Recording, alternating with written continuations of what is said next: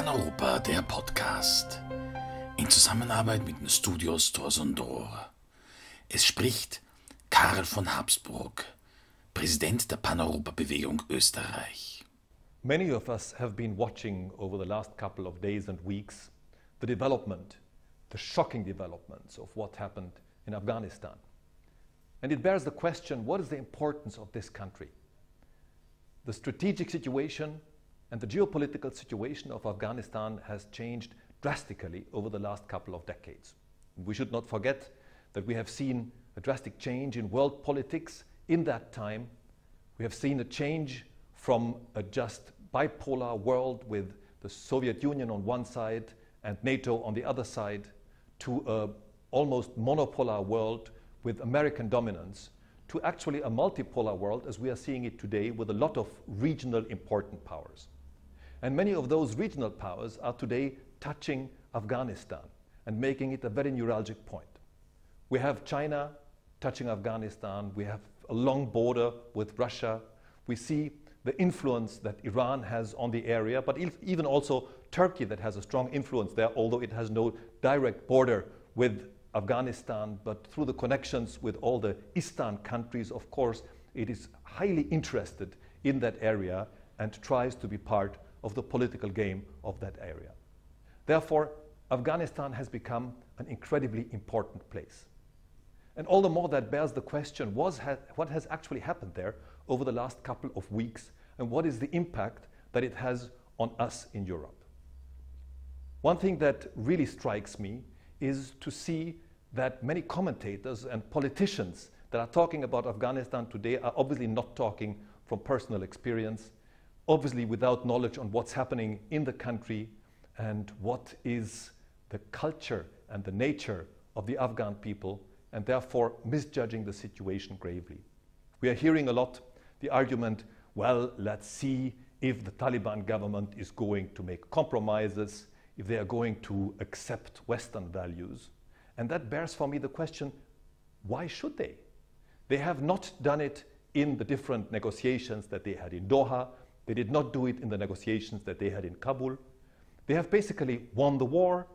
They are controlling the country completely, and therefore it bears the question, why should they do any compromises now? I think to count on compromises currently would be a wrong way to do. So I think if we wait for compromises, we will wait in vain for quite a long time.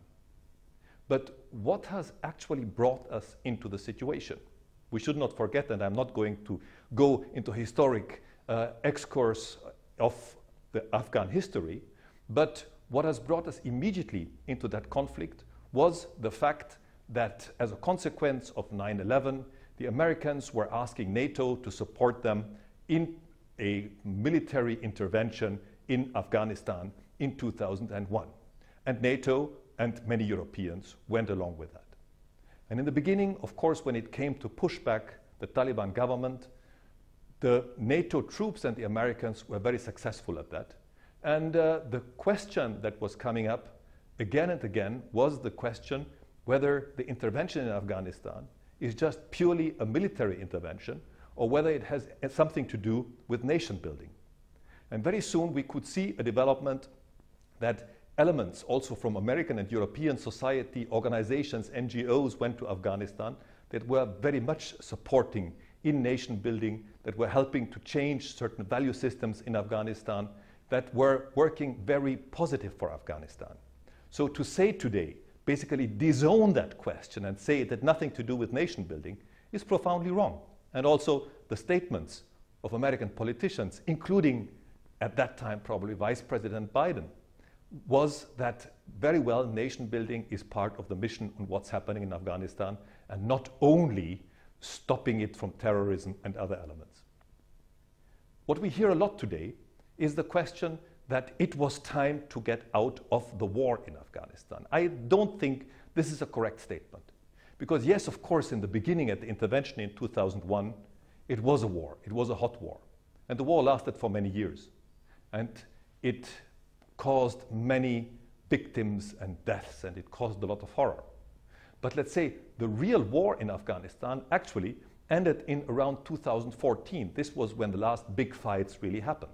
Since then, it was really a peacekeeping operation with a lot of very positive elements happening, especially also in the big cities in Afghanistan, to help the civil society to come to a free and inclusive and independent society and the political system there.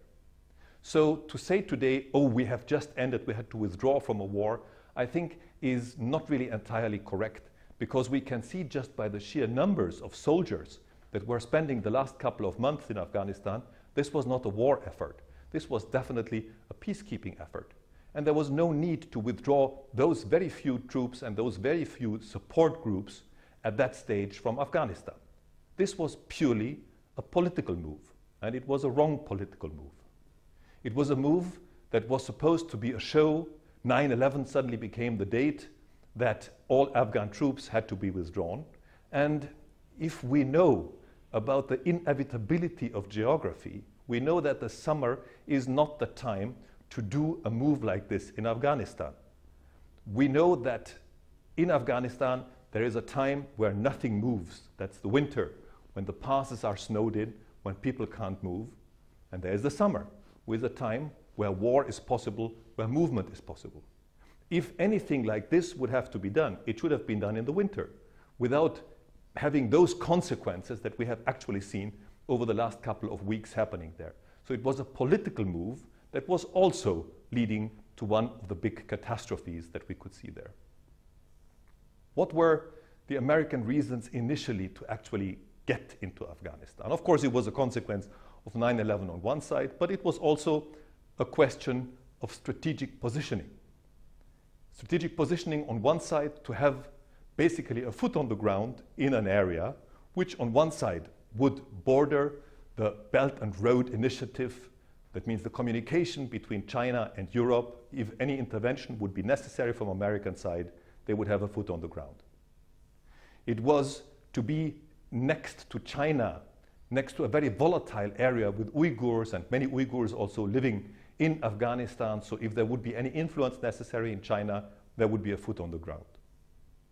A reason was to be very close to Pakistan. I mean, Pakistan is, from all countries that are nuclear powers, is one of the most volatile countries. So to have some assets on the ground close to Pakistan was of great importance. But also, of course, the American interest was to have assets on the ground close to Iran.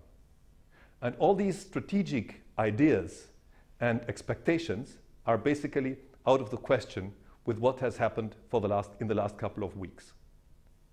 So we have seen that the investment over the last 20 years was tremendous, and the loss that has happened right now by giving up everything that has been achieved, which could have been maintained with a very minimum effort, is really a disaster.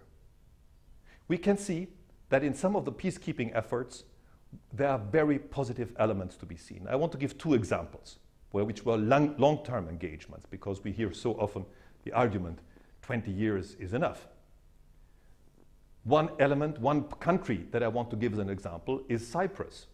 We have in Cyprus a peacekeeping engagement that is lasting for many decades, and that was not only present when Cyprus was becoming a member to the European Union, but it really has created a lasting peace on that island with a minimum amount of troops.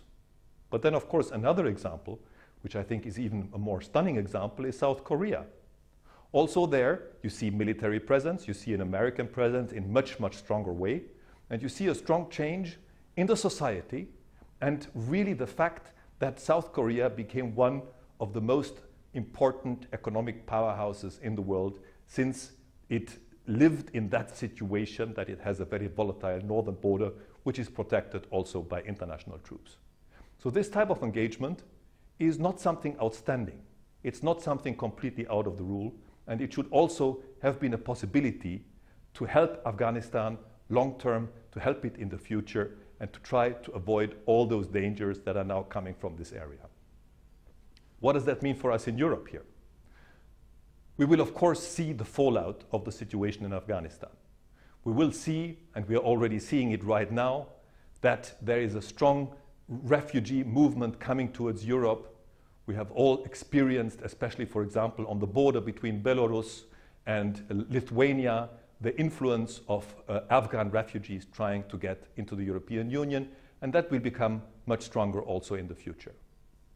It is a sign for us that it is incredibly important to work on a European common security and foreign policy.